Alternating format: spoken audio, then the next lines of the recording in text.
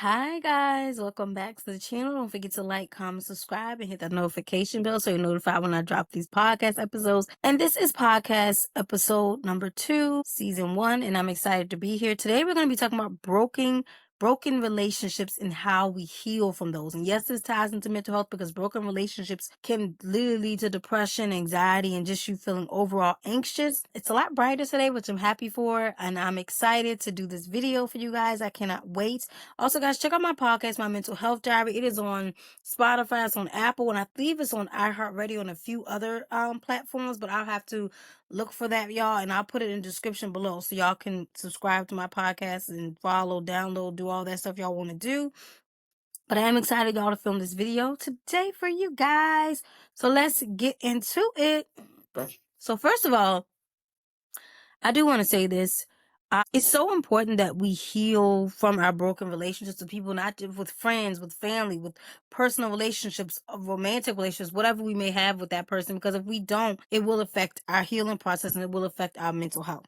So I want to get into this video by starting off by talking to you guys about a situation I was in years ago and how I got here. 2013, 2014, I met a guy. We met, I remember, on an online dating app. Okay, I didn't know much about him at first, but we fell for each other kind of hard and kind of fast. I remember the first time we met, he was super cool. We hung out for a bit, and then, after we hung out for the little bit of time that we did, we decided we wanted to be together. And so we got into a serious relationship. I didn't know that he was the kind of guy that he was until we got deep into our relationship. He ended up not being all of who I thought he was. I found out later on that he was addicted to prescription pills.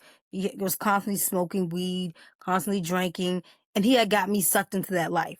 So, we would get into little arguments here and there. And most people argue, you argue with your partner, you forgive, you forget, and you move on. Not with him. We would get into these deep arguments and he would put his hands on me. He would beat me. He would verbally abuse me and call me bees and hoes and sluts. He would embarrass me in front of guests. And we being out in public at a store, he would scream and yell at me and disrespect me. I was verbally, mentally, and physically abused. It got to the point where he started beating on me. I'll never forget the first time he put his hands on me. I remember this like yesterday. I had a red jacket on and he got mad at me for saying something, grabbed me and pushed me against that wall. I was in shock at that point. And then he apologized and said he was sorry. He would never do it again. Being young and dumb, I forgave him, thinking he would never put his hands on me again. Well, guess what happened, you guys? He did it several more times after that. It went to a point where he threw me in a tub. He got mad at me and tossed me into a tub. I hit my head. I fell in there. My body was sore, marks on me. And I remember his friends happened to be downstairs and they were like, "What's going on? What's going on?" He lied and said, "Oh, nothing. She just got hurt. It's fine. She slipped or whatever." That's what he told his friends because they heard this loud boom noise when he threw me in the tub. There was a time where he got mad. His whole bookshelf ended up falling to the ground because he was beating me.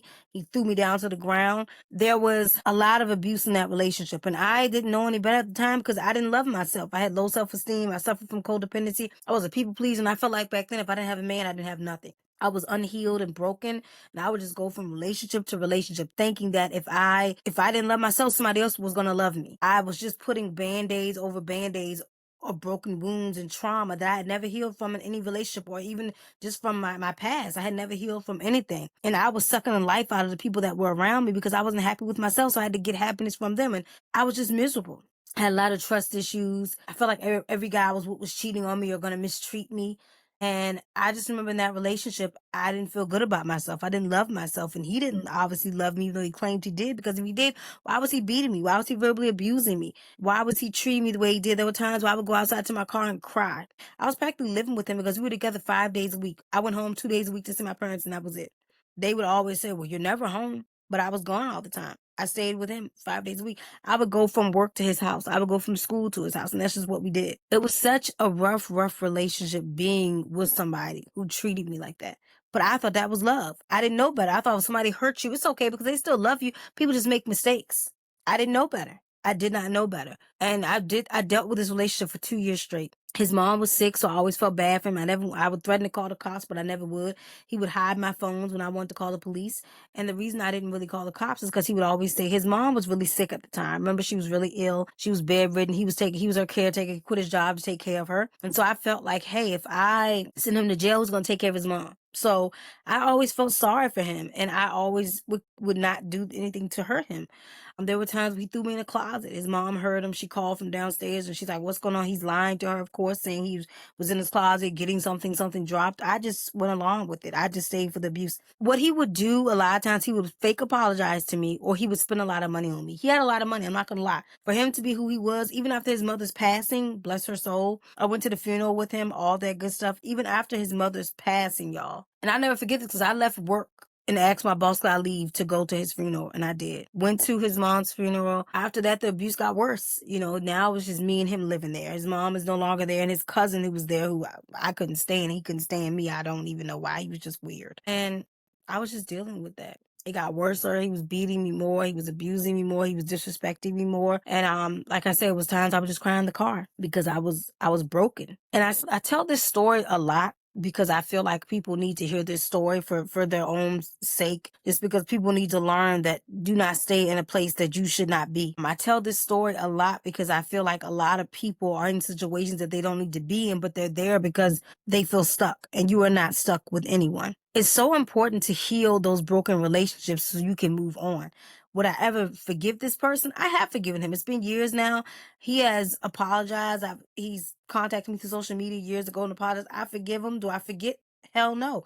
I'll never forget the way he treated me, but I do forgive because life has moved on for me. And I also had to take accountability for myself to be like, why were you with him in the first place, Sherelle? When you met him, he was broken. Came from a broken home. You saw signs. You saw his anger. He also cheated on me with his ex. I found him in his cell phone, found him texting and talking to his ex, telling his ex to come over and see him when I was out shopping and getting us food at the grocery store. All these things he was doing, and he was manipulating me, and he was hurting me. And I was pretty much I fell victim to prey. I didn't love myself. I had the lowest self-esteem back then. I didn't love anything about myself. And he probably saw through that, and he took advantage of that. And I pretty much allowed him to take advantage because I didn't know any better. The problem is a lot of times in these type of relationships, if you come into a relationship already broken, as I was in all my relationships, it doesn't end well for you because you're already broken. Then you come into a relationship and you're bringing that brokenness into that relationship, and I would always date men who were broken. I don't know why, but I was always latched to a broken man. I could never find a man that was not broken. The first time in my life, which is now, I'm in a relationship, I'm engaged. And this is the first man I've ever dated that was healed and not broken. Every guy I've dated was broken outside of him. And I had to learn that, why am I messing with these broken men? I had one therapist tell me, you can't fix somebody who's broken. You can't piece. Just like if you break a glass, if you have a glass a glass vase and it breaks, you can try to piece it back together, but you're probably going to cut your fingers in the process. And sometimes the pieces are all over the floor and you can't put it back together. So you have to buy a new vase, right? And so that's how my relationships were. I couldn't fix these broken people and they could not fix me. We shouldn't have ever been together, but somehow we were there. Two broken people who had not healed. And I say all this to say, when you come out of those relationships, you have to heal yourself. First of all, you have to look at what made you get into that relationship. What put you into that relationship? What put me into my relationships were I didn't love myself. I had low self-esteem. I had codependency. I struggled with people pleasing. I struggled with not wanting to be alone. I didn't know how to be alone. If somebody wasn't in my life, I didn't feel whole. I didn't know how to be by myself. I didn't know how to maneuver life if somebody else wasn't around me. I was in and out of relationships my whole life. Literally. I would break up with one guy, get into another relationship, get into another relationship. It's like I could not be single for more than a couple of weeks and I was in a new relationship. And that's how it went for me because I was so broken. When we do that, we don't allow ourselves to heal. You do believe you have to be single for at least a year before you get into a new relationship. And I'm going to tell you guys why I feel this way. Because a lot of times when we get into new relationships, we haven't even learned to heal. We haven't even gotten to a place in our lives where we have begun to do any kind of healing.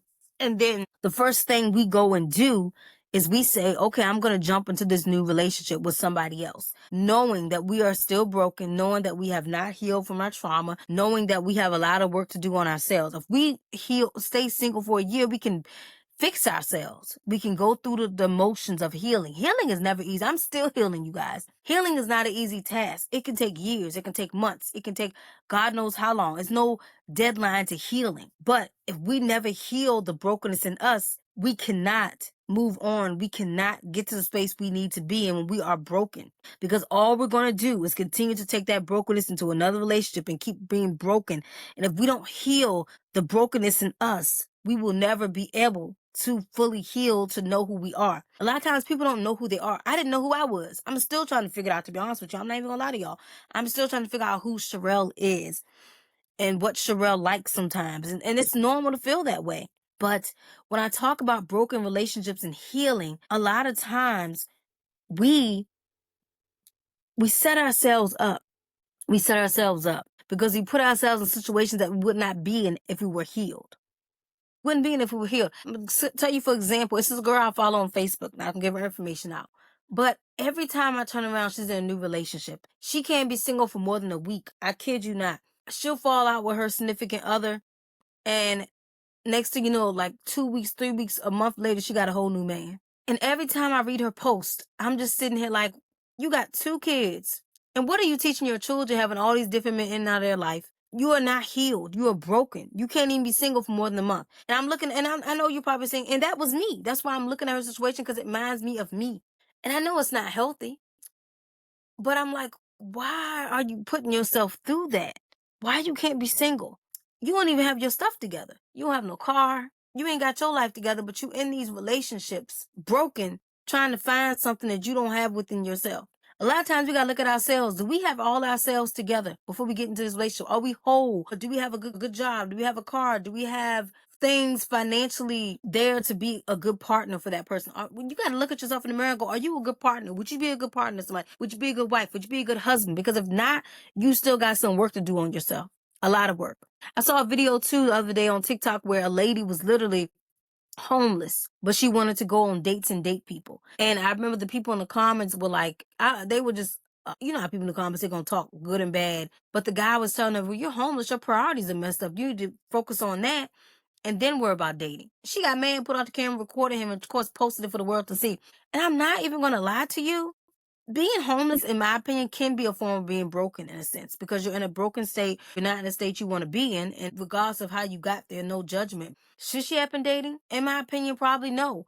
Because at this point, if you're homeless and you're trying to work on yourself and get your situation together and get you a job or a house or whatever, or an apartment, you got to focus solely on you. Yes, it's nice that you might want to date and have companionship, but your main focus should be getting your stuff together. And those are the mistakes that we make. We don't have ourselves all together. And then we go and get into a relationship and it all falls apart. And we're wondering why this ain't working, why this is going left, because you haven't fixed no brokenness within yourself. If you have codependency like me, for instance, codependency starts in childhood. I had to fix those broken relationships with my parents because that's where it started at, with them. If I didn't fix it, took me years to fix the relationship with my parents. Years. I love my parents to death. I really do. Will always love them. Will do anything for them. I'll walk on some cold, warm, hot coals across for them. But I will say this. I had to go to a lot. I'm still in therapy. And I had to go to a lot of therapists to heal that codependency. There's times where, my parents, nothing's perfect. I love them to death. We still have butt heads sometimes. But the difference is I healed majority of that relationship. I had to learn like, hey, this happened when I was this age. Now it's up to me to move past that. A lot of us stay stagnant. A lot of us don't want to forgive our parents because of the trauma they put us through. And because of that, it holds us back from healing because we are allowing what they did to us to affect us in our future, in our present. And I know some parents have done horrible things to their kids, so I get why y'all don't want to forgive or why you choose to cut them off and not go no contact. I'm not judging if you choose to do that. What I'm saying is, though, you do have to revisit those places in order to heal, because if you don't revisit what caused the trauma and the pain in that relationship, you are not going to heal. I promise you, you will not heal until those things are addressed. And that's pretty much how I feel, because I had to address that with my parents in order to heal my brokenness, because it started there. And so that's why I was going into every relationship struggling with codependency. I was codependent on every person I dated because of my childhood. So I had to start there and then move forward. I had to go back in time and try to figure out what happened here. What could I have done differently? Let me revisit this place again. And that's what it really takes. You got to revisit those places in your head to figure out where you need to go to heal. And when I talk about broken relationships, I don't just mean you can have broken relationships within your friends. And those broken relationships, I cannot talk, y'all, but those broken relationships within your friends can also cause you to have issues with people. If all your friends, let's say they bullied you or they never were there for you, that can make you feel broken inside. That can make you feel like, well, dang, now I don't trust other people to be my friend because these friends treated me this way. way. And this new friend might treat me the same way. They might treat me bad too. They might disrespect me. They may not be a good friend to me because my old friends were not a good friend to me. So you got to go back and revisit that and go, hey, what made me feel this way? What happened? How do I heal this so I can make new friends and realize they're not like my old friends? And even like I said, it's stuff you just have to think about. When I talk about relationships, I mean all kinds. It could be relationships with your coworkers. I remember in a previous job, I had a coworker that was bullying me. And I just got to the point I quit my job because I could not deal with her being I went to the manager on her. I did everything on my end, had my friends backing me up, but yet somehow this girl was still able to still keep the job and still continue to bully us and treat us like trash. And I could not deal with it. I quit the job and I went into other jobs thinking because I got bullied here or because these people treated me like crap here, I don't want to make friends at other jobs because they're going to treat me the same way. And I had to go back and revisit that and go, okay, Sherelle, wait a minute. This girl treated you bad. Some of your other coworkers treated you bad too. But that does not mean these new people at the new job is going to do the same thing. You have to get to know them. You have to open your mind.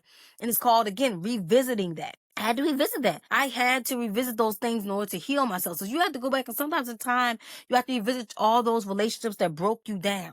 Whether it be a relationship with your husband, a boyfriend, a friendship, a coworker, whatever. Revisit those relationships and figure out what got you there and how you can move on from that. Because if not, you will not heal. Healing is a long process, like I said. It's a long process. But you cannot heal if you don't accept the things that happened in your past. Like my therapist told me, sometimes you got to run through the healing process. If you don't want to walk through it, you got to run through it. But you're gonna be in some kind of pain while you're trying to heal because you have to feel everything in order to heal. You can't just heal and not feel nothing. Otherwise, you won't be healing.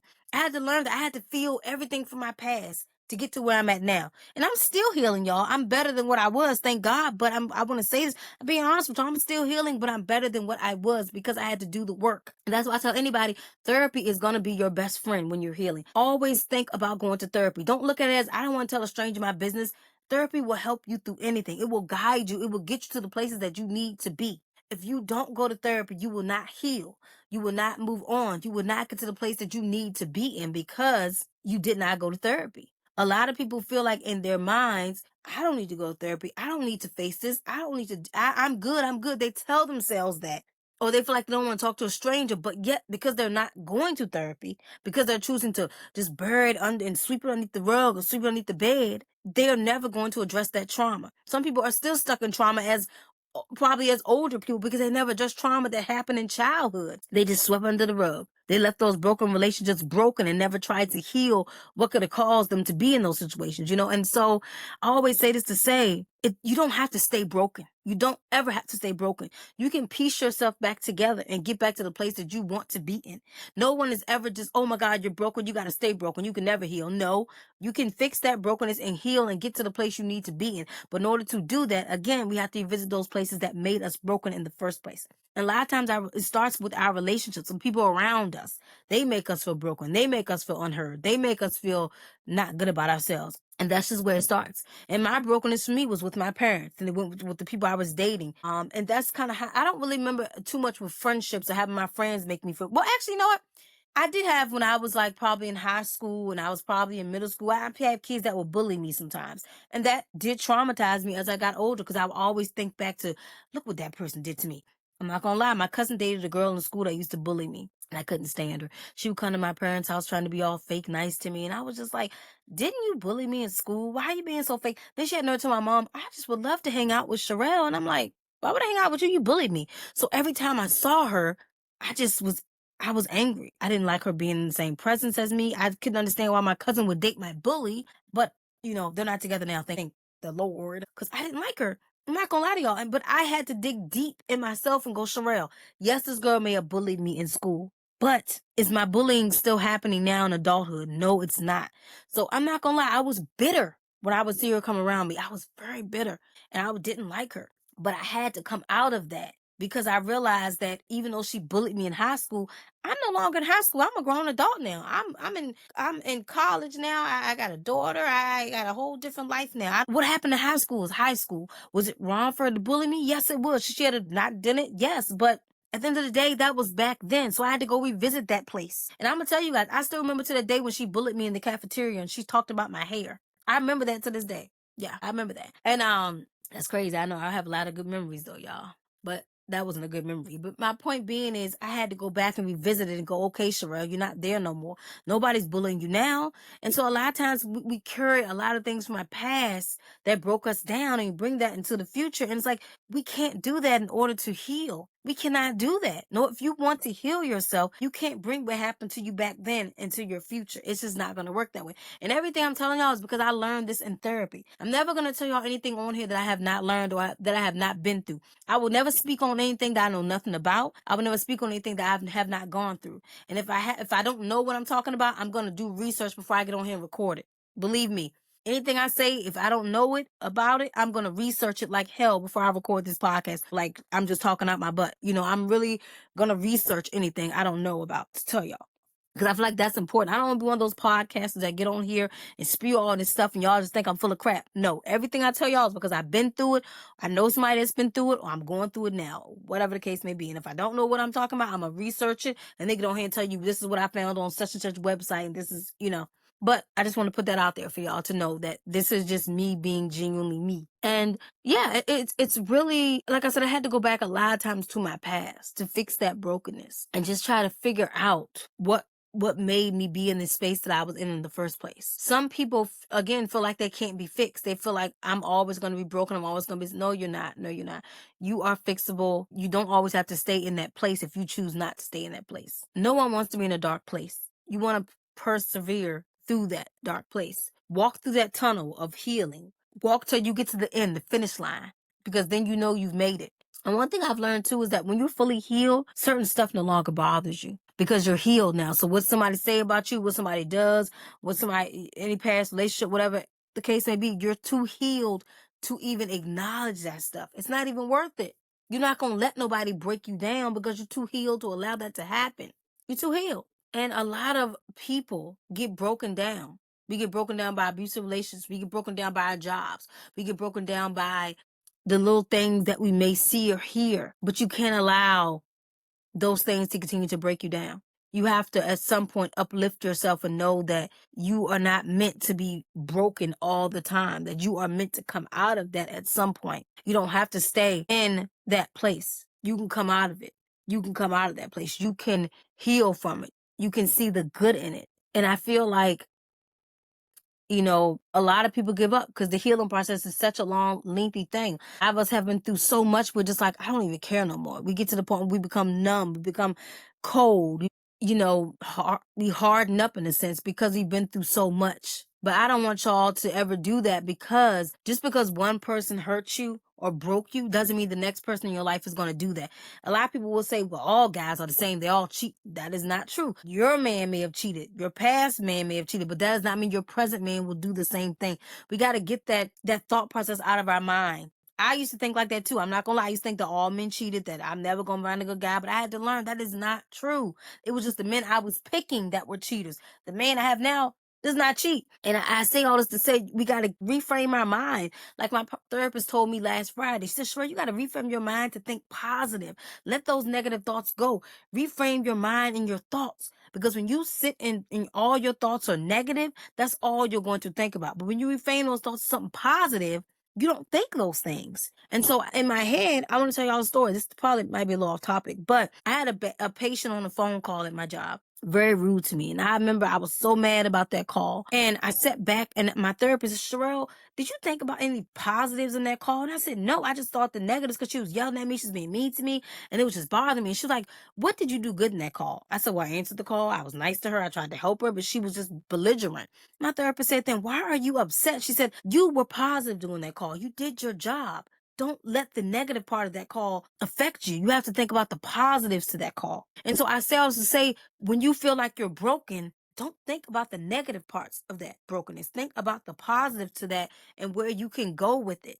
Just because you are broken does not mean there's not some positives that can be there to aid you and to help you through it. And that's where it comes in, like I said, reframing those thoughts, but also learn to fix what broke us, okay? We can't fix the people that broke us. We just can't. There's no way we can go in and try to fix them. They're going to be who they are, and that's okay. Let them be who they are, but we can fix ourselves. We don't have to be who those people. We don't have to become a bad, hardened up person because they treated us bad, because they're not the new people in our lives, but they're our past. And so, yes, you got to revisit those relationships to heal, but you don't have to ever go back to those people or deal with them again. But it teaches you how to take care of yourself, how to treat yourself, how to heal. Because if we don't take care of ourselves, nobody else will. That's where that self-care comes in. We have to take care of ourselves. We have to make sure we are good. Get your manis, get your petties, go get a massage, get your hair done. Take care of yourself. That is such a big part of mental health and self-care. If we don't take care of ourselves, how do we expect to get through it? How do we expect to feel good about ourselves? We can't, because that still continues to make us feel broken because we're not taking care of ourselves. And when you're healing and when you're growing and when you're trying to push through on when you have mental health issues, you have to take care of yourself. You can't keep putting yourself to the back burner. I know a lot of us have kids and families and whatever, and we sometimes put ourselves to the back burner to take care of our houses, but sometimes we have to still learn to put ourselves first. Take a break. Say, hey, today you got the kids. I'm going to go get my nails done. I'm going to go to the movies. I'm going to take myself to eat. But you have to get out of that moment where you feel stuck. We have to get out of that stuck feeling. And that's why I say it's just so important to heal that brokenness and find out where it came from and how you got there and what you can do to make it better. You can make it better. You can, but you really have to be motivated to want to get the help. And sometimes we can't heal on our own. We can't fix stuff on our own. We have to go, like I said, go to therapy. We have to figure some stuff out. And also it's about forgiveness. A lot of times we have issues with forgiveness. We don't want to forgive people. And like I said, a lot of times you're not forgiving that person for them. You're doing it for you. Because if you stay stuck in those grudges and I don't want to forgive this person. They broke me. They made me feel down. Okay, but what does that do for you if you don't forgive them? It just makes your healing process harder because you can't heal because you did not forgive. You did not really move on from that. And like I said, for me, I will forgive you. But of course, in the back of my mind, I'm never going to forget what you did to me. But the point is, at least you have forgiven that person so you can move on. You forgive for you, not the other person. And if you're a broken person trying to fix that brokenness, you have to learn to forgive what got you there in the first place. And until you're willing to do that, you're going to continue to be broken down. You're not going to feel good about yourself. You're not going to be in the space that you need to be in to heal. So again, this episode again was about fixing the brokenness in you to heal. Fix those broken relationships. And that doesn't mean you have to go back to those friendships or those boyfriends or girlfriends or husbands or co-workers or whoever, but it does mean that you have to face what happened to move forward and to fix that brokenness. And again, you don't have to stay broken. You can come out of that. You can heal, you can be better, you can choose to thrive and do all the right things, but it's up to you ultimately at the end of the day to do the work to heal. Thank you so much for tuning in, you guys. This has been a entertaining, great episode, and I'm glad I was able to talk about it and express my stories, and I hope you guys really heard me. Again, check out for more episodes. I don't really have a set up schedule right now. I might record every day. You never know with me. Eventually, I'll get a set schedule. I'll put that up there for you guys. But I will let you know in the description again where you can find my podcast at. And I hope everyone has a beautiful, beautiful Tuesday. Is it Tuesday? No, Monday. I'm sorry. I'm skipping ahead the week. Hope everyone has a beautiful, beautiful Monday. And don't forget to like, comment, subscribe, and follow me for more podcast episodes. And have an amazing, amazing night.